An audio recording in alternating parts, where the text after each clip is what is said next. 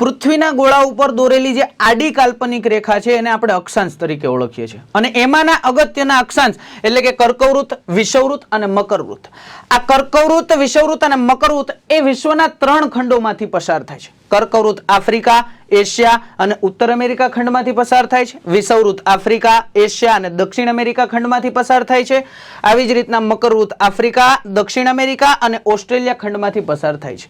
યાદ રાખજો, કર્કવૃત્ત વિશ્વના 17 દેશોમાંથી પસાર થાય છે. આવી જ રીતના વિષુવવૃત્ત વિશ્વના 13 દેશોમાંથી પસાર થાય છે અને મકરવૃત્ત વિશ્વના 10 દેશોમાંથી પસાર થાય છે.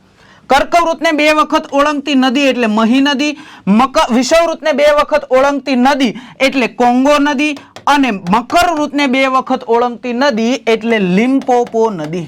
અહીંયા યાદ રાખજો કે કર્કવૃત્ત એ ભારતના 8 રાજ્યોમાંથી અને ગુજરાતના 6 જિલ્લામાંથી પણ પસાર થાય છે.